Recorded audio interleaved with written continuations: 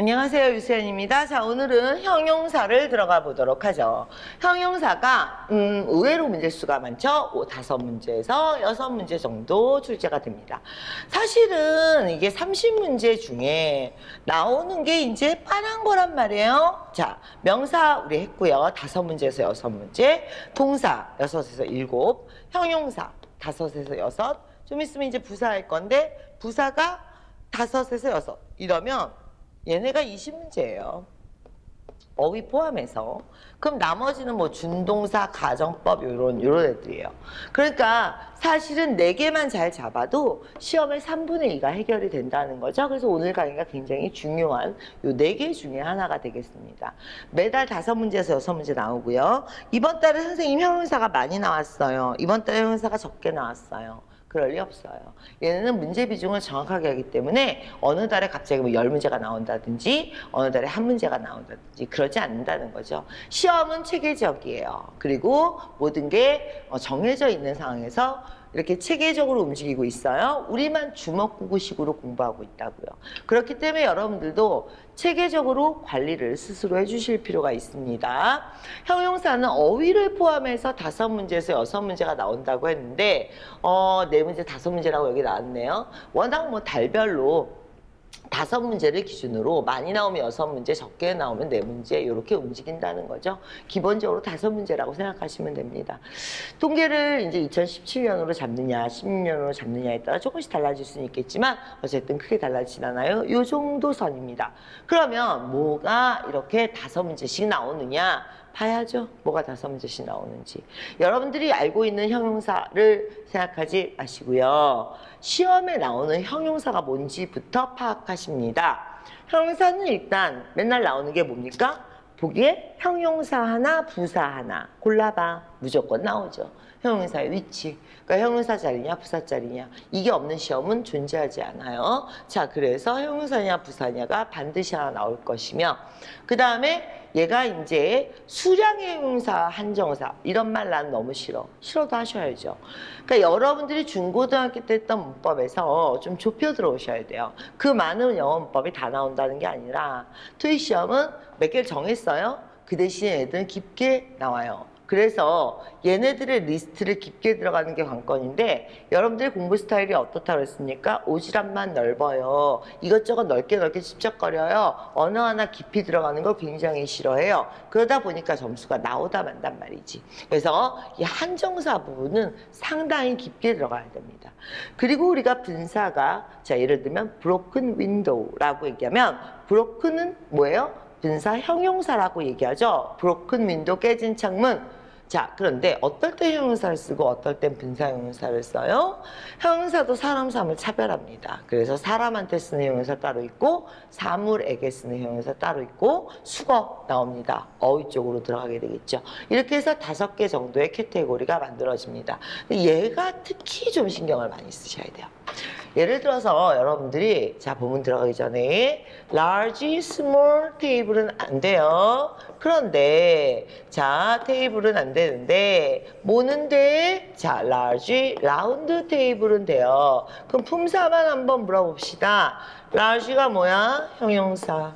small 형용사. round 형용사. 그런데 얘는 형용사 2개를 썼어? 안 된대. 근데 얘는 형용사를 2개를 썼어? 얘는 된대. 누구 맘대로.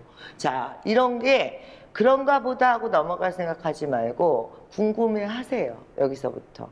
이게 토익이 좋아하는 형태의 문제 포인트입니다.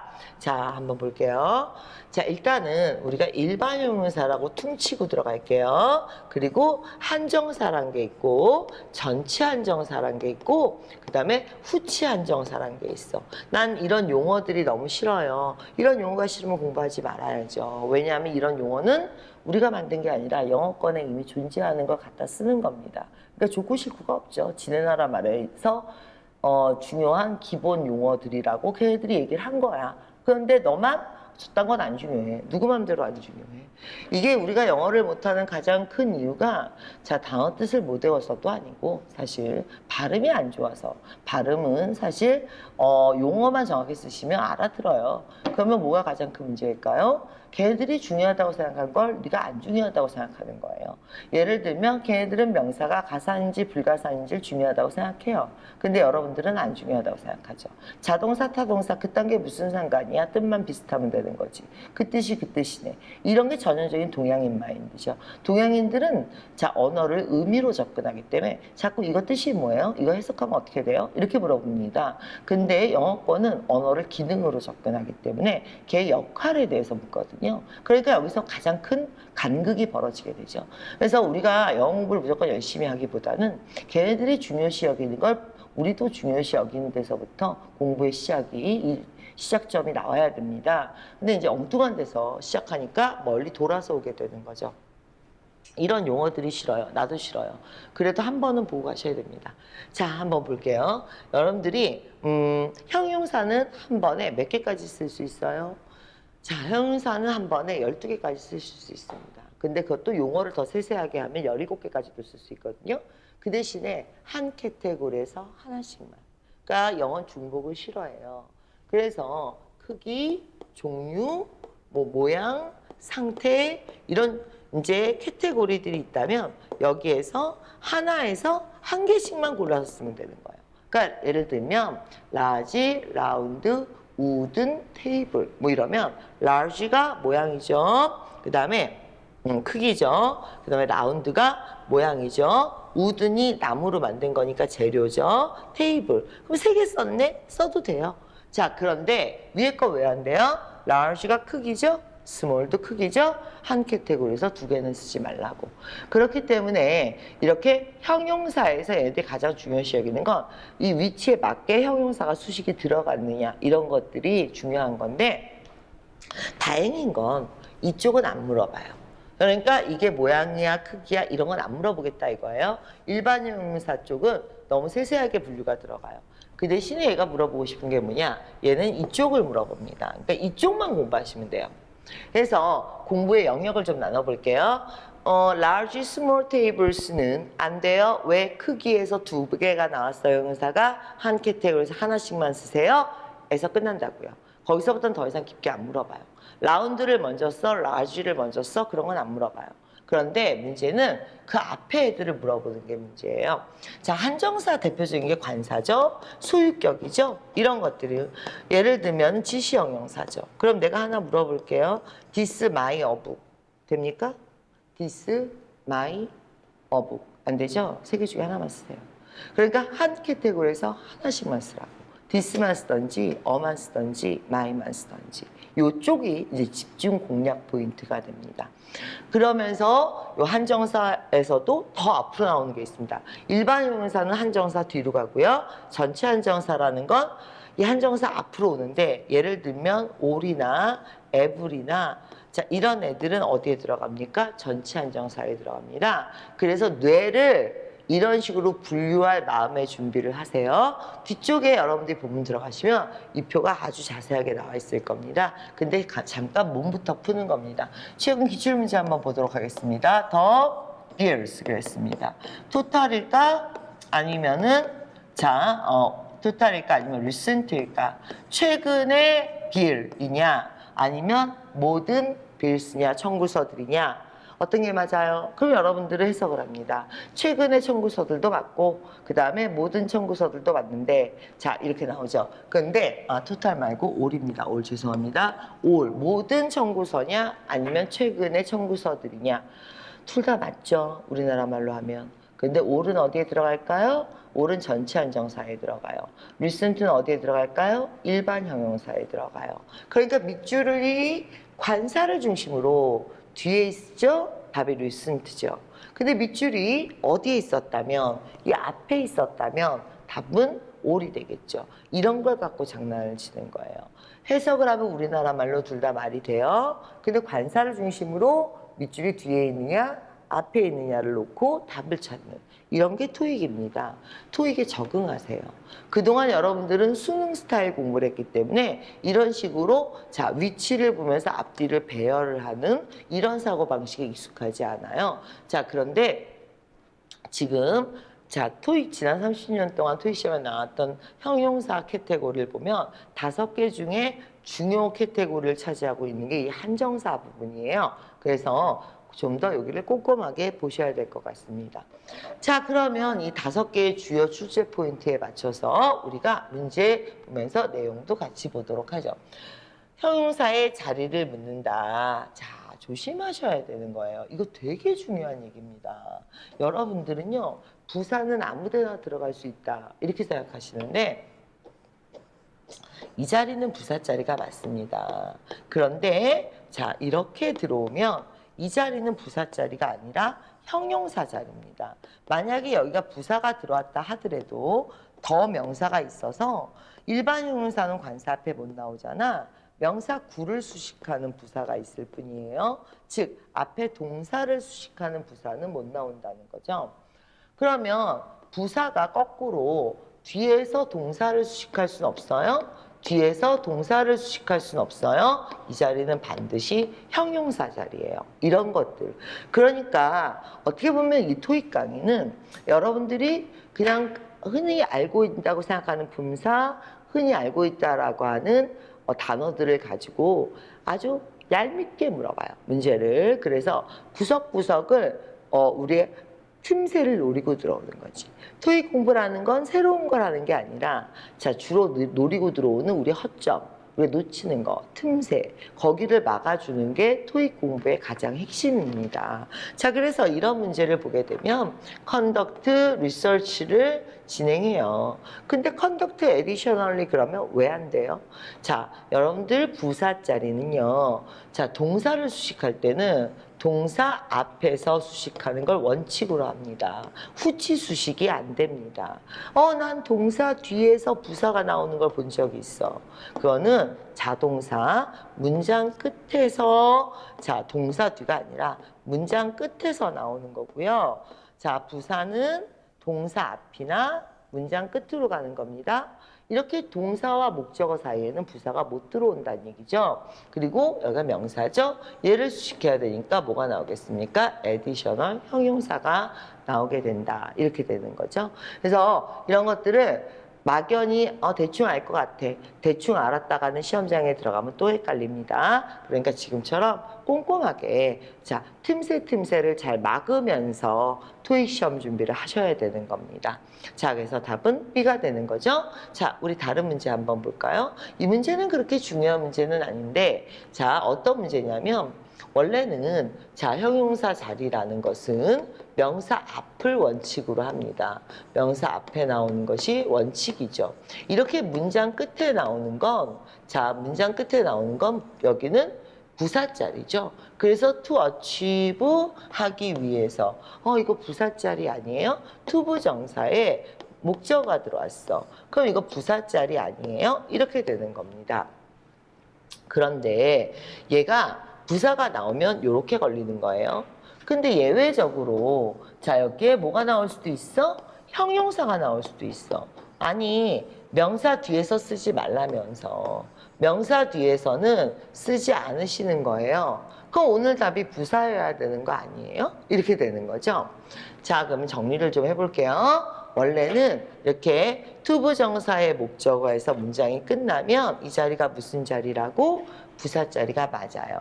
근데 오늘 부사가 답이 아닌가 봐. 형용사가 답인가 봐. 형용사가 답이려면 일로 가야 되는 거 아니에요? 왜 퍼포먼스 뒤에 있어요? 자, 여기서 정리 끝내고.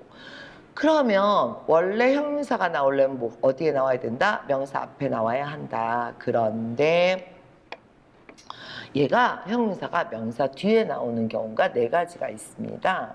그러니까 우리 시험용으로 다시 한번 정리해 볼게요. 형용사의 위치는 명사 앞이 원칙입니다. 그런데 명사 뒤에 나오는 경우, 자, 4가지 경우가 있습니다. 한번 볼까요? 일단 뒤에서 이렇게 가로로 한번 묶어 볼게요. 이렇게 수식하는 거죠. 그러니까 지 혼자 끝나는 게 아니라, 자, customers는 customers인데 who are inquisitive 무슨 뜻입니까? 관심이 많은, 궁금한 게 많은. 그래서 who are가 생략되는 거야. 그러니까 관계대명사와 비동사가 생략되면서 이렇게 명사가 성립되면서. 그럼 뒤에 전치사를 딸고 있네? 전치사 버리고 가면 안 되잖아. 이럴 때에는 형용사가 뒤에서 수식합니다. 또한 여러분들이 많이 알고 있는 something cold 이런 애들 뒤에 수식하고요. 최상급 뒤에서 수식하게 되죠. 그래서 이게 최상급 뒤에는 특히 able, 자, it is the best option possible. 가능한 것들 중에 가장 베스트예요. it is the best available. available 가능한 것 중에. 가능한 것 중에 뭐 최고예요. 이게 전체 가능한 범위를 나타내기 때문에 이런 경우에는 able류의 형용사가 뒤로 갑니다. 또한 자, 이 두 개의 명사가 수식하는 경우 뭐 아니면 수량의 단위를 얘기하고 있는데 이 두 개의 명사는 복합명사로 보냅니다. 그 네 번째로 가지 않고 얘를 네 번째로 가겠습니다. 자, 그 애가 몇 살이야? 3 years old죠? 그랬을 때 years가 명사죠? old가 형용사죠? 그러면 3살이니까 3이라는 숫자와 years가 단위고 old가 단위 형용사죠? 이런 식으로 쓸 때에는 형용사가 뒤로 가요. 자, 이 책상이 1m 높이야. 영어로 해봅시다. 이 책상이 1m high죠. 형용사가 뒤로 갔네요. 미터가 명사인데 다시 해봅시다. 넓이가 2인치야. 그러면 2 inches wide가 되죠. 이렇게 숫자, 단위 명사, 단위 형용사가 나올 때는 형용사가 뒤로 빠지게 됩니다. 이렇게 네 가지 예외의 경우에만 형용사가 명사를 뒤에서 수식하는데 그 경우에 지금 들어와 있는 거죠. 뭐가 보입니까? 최상급이 보이죠. 최상급이 보이면서 얘네들이 왜 able 형용사가 뒤에서 수식하게 되냐면 자, imagine을 할 수 있는 모든 것이라는 의미예요. 범위를 나타내요. 그 중에 최고라는 의미예요. 가능한 모든 것들 중에 최고. 그래서 이런 able류의 형용사는 자, 최상급이 있을 땐 뒤로 가게 됩니다. 여기까지 이해가 되셨죠? 그럼 나머지가 왜 안 되는지 한번 보도록 할게요. imaginably 부사가 나오면 왜 안 돼요? 있잖아요. 부사는 동사를 수식해요. 그럼 achieve 달성하는데 상상 속에서 달성한다는 얘기가 되는 거예요. 그럼 실제로는 달성 안 하고 상상으로만 달성한다는 의미가 돼버리죠. 그 답이 될 수가 없는 거죠. 되셨습니까? 여기까지. 그 다음에 performance가 자, 얘네들은 앞에 있는 명사가 실제 주어를 해야 되는데 퍼포먼스가 상상하는 게 아니거든요. 그렇기 때문에 오늘 답이 될 수가 없습니다. 여기까지 정리가 되셨죠? 자, 그래서 답이 나오는 이런 문제였습니다. 다음 문제 한번 볼까요? 자, 형용사와 분사형용사가 있어. 형용사와 분사형용사가 있으면 웬만하면 그냥 형용사 찍으세요. 자기 품사가 우선이기 때문에 형용사가 항상 답이 돼요. 자, 근데 난 꼭 분사형용사 써야겠어. 이유를 대. 이유를 못 대? 쓰지 마세요. 모르면 찝쩍거리지 마세요.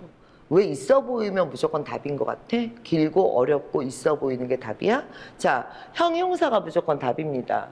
나 분사형용사 써야겠어. 1번. 원래 형용사가 없을 때. 그럴 때 형용사 쓰셔도 분사를 쓰셔도 좋습니다. 예를 들면 sophisticated, 세련된. 원래 형용사 없어요. 자, dedicated, interesting. 이런 식으로 원래 형용사가 없는 애들은 분사 형용사를 쓰셔도 좋습니다. 두 번째. 원래 형용사 외에 뜻이 있을 때. 즉, 자, 형용사하고 분사 형용사가 뜻이 다른 거야. 그럴 때는 그걸 설명할 수 있으면 쓰세요. 설명 못하면 그냥 형용사 답으로 가세요. 예를 들어서 diverse라는 형용사가 있다 이거예요. 그러면 diversified라는 분사 형용사가 있어요. 자, 답은 무조건 diverse예요. 다양한. 근데 나는 선생님 분사형용사를 쓰고 싶어요. 그래? 그러면 이유를 대라고. 1번, 2번. 원래 형용사가 없어요? 있잖아. 그럼 쓰지 말아야지. 2번. 자, 원래 형용사와 뜻이 바뀌어요. 동사의 의미로 뜻이 바뀌어요. 뜻이 추가 변경돼요. 어떻게 바뀌었어요? 그걸 설명할 수 있어. 그럼 쓰셔도 좋습니다. 자, 이게요. 사역의 의미가 있거나 동사에서 과거의 의미가 있거나 수동의 의미가 있거나 동사의 의미가 추가되는 경우에는 우리가 자, 분사형용사를 쓰셔도 좋습니다. 예를 들면 자, 그냥 다양한 게 아니라 자, 산에 가면 나무가 diverse예요. 그렇죠? 다양하죠. 근데 우리 서비스가 diversified 됐어요. 이건 원래 다양한 게 아니라 사람이 다각화를 시킨 거죠. 인위적으로 사역의 의미가 들어가서 뜻이 다각화시킨 이런 뜻으로 바뀐단 말이죠. 이런 경우에는 분사형용사를 쓰셔도 돼요.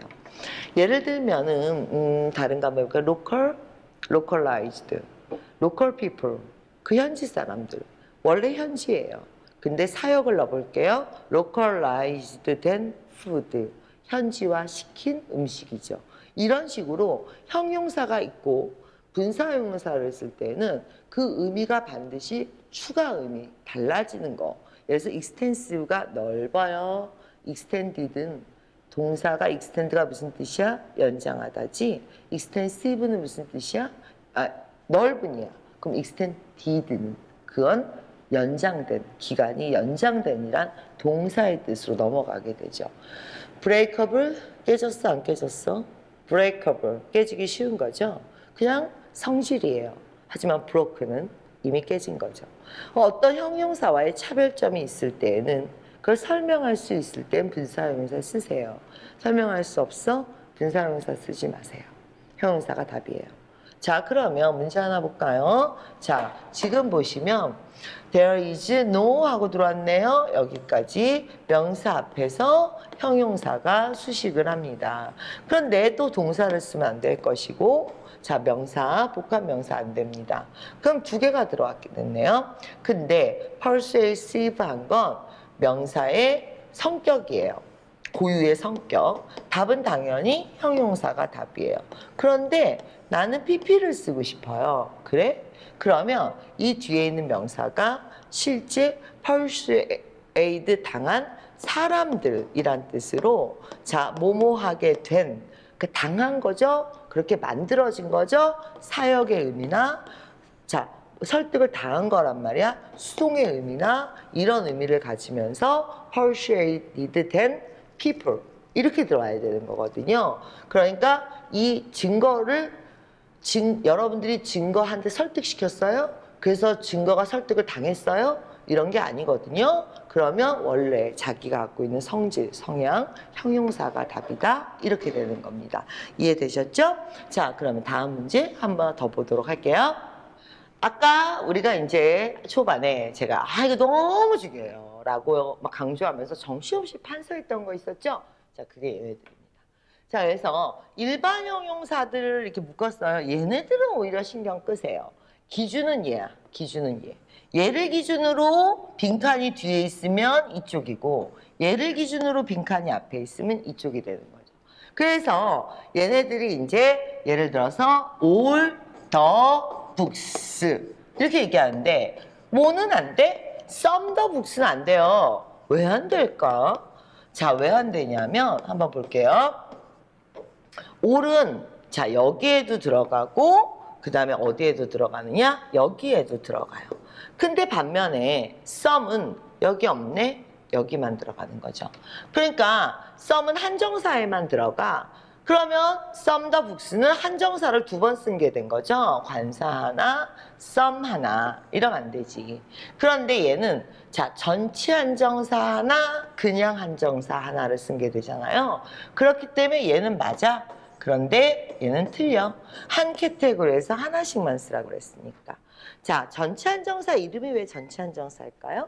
얘네들은 한정사, 즉 형용사인데 지 혼자서 전치사 역할도 하고 부사 역할도 하고 혼자 다 해먹어. 자, 그래서 전치 한정사라고 부르게 되는 건데 문제 한번 보도록 할게요. 얘는 근데 전치 한정사 문제가 아니잖아. 자, 얘는 무슨 문제입니까? 이렇게 됐어요. 관사 뒷자리야. 자, 근데 형용사 명사가 나왔어. 그러면 이 앞에는 형용사가 나와야 할까요? 아니면 부사가 나와야 될까요? 자, 요런 거 한번 보도록 할게요. 둘 다 가능해요. 문법적으로는 얘는 얘를 수식하고 얘는 얘를 수식하죠. 자, 그러면 이거를 해석하면 그때그때마다 헷갈릴 수 있어. 그러니까 정리를 해볼게요. 얘가 자, 종류를 나타내면 앞에가 형용사야. 근데 얘가 상태를 나타내면 앞에가 부사야. 상태가 뭐야? 좋은, 나쁜 이런 게 상태고 종류가 뭐야? 지금 financial, medical 이런 것들이 자, 종류가 되는 거죠. 문제는 우리나라 말로 여러분들이 종류와 상태를 구별하지 못한다는 거예요. 그럼 financial은 뭐에 들어가? 종류에 들어가죠? 그러니까 앞에 형용사가 들어오겠죠. 근데 웃긴 게, 자, 튼튼해요. 건전해요. 튼튼한 재정 상태예요. 그런데 얘가 자, 뭘 바꾸면? 자리를 바꾸면 그러면 답이 바뀌어요. 자, 사운드. 이건 무슨 형용사가 될까? 튼튼한 상태 형용사죠. 그러면 앞에가 부사로 바뀌어야겠네. financially sound가 되죠. 그러니까 뜻은 같은 건데 종류 형용사가 뒤에 있느냐 상태 형용사가 뒤에 있느냐에 따라서 자, 품사가 바뀐단 말이야. 이걸 갖고 장난을 치는 게 토익이죠. 그래서 토익은 해석해서 얘도 같은 뜻이에요. 쟤도 말돼요. 이러고 있으면 눈치 되게 없는 사람인 거고, 자, 물어보고 싶은 게 여기서는 기준이 뭐야? 뭘 물어본 거야? 이런 거에 대해서 보는 눈이 생겨야지 토익에서 고득점이 나오는 거지. 사실 해석해보면 다 그 말이 그 말인 거잖아요. 그러니까 그 말이 그 말이에요. 그런 거 자체를 잊어버리세요. 항상 애들이 원하는 것보다 정확한 배열이다. 이런 걸 신경을 쓰시고요. 자, 하나만 난 진짜 풀어보고 싶은데 안 넣어줬네. 자, 이거는요, 이 문제보다도 이 표를 잘 보셔야 돼요. 이 표를 잘 보시면 되겠고, 수량의 형용사나 아니면 한정사 문제들을 거기 책에 있으니까 좀 집중적으로 풀어보시고요. 얘네들은 이 표를 꼭 외우셔야 돼요. 그래서 명사도 있고, 얘는 명사, 형용사 다 있고, 얘는 뭐가 있어요? 명사, 형용사 다 있고, 얘는 형용사만 있고, 뭐 이런 품사들에 대해서 그러니까 얘가 이제 나중에 뒤에 앞에서 했던 대명사하고 맞물리면서 들어옵니다. 그러니까 대명사랑 같이 보면서 좀 학습을 해주시면 좋을 것 같아요. 자, 이 형용사 편에서는 가장 집중적으로 봐주셔야 되는 파트가 아까도 강조했지만 수량 형용사와 지시 형용사, 한정사 이런 전치 한정사 이런 애들을 좀 집중적으로 봐주셔야 합니다. 오늘 여기까지 하도록 하고요. 나머지 분도 좀 꼼꼼히 보시고 다음 시간에 하셔야 되는 게 부사인데 부사가 단일 문제수로는 가장 문제수가 많은 애들입니다. 반드시 미리 문제 풀어보시고 수업 듣도록 하겠습니다. 오늘 여기까지 하죠. 수고하셨습니다.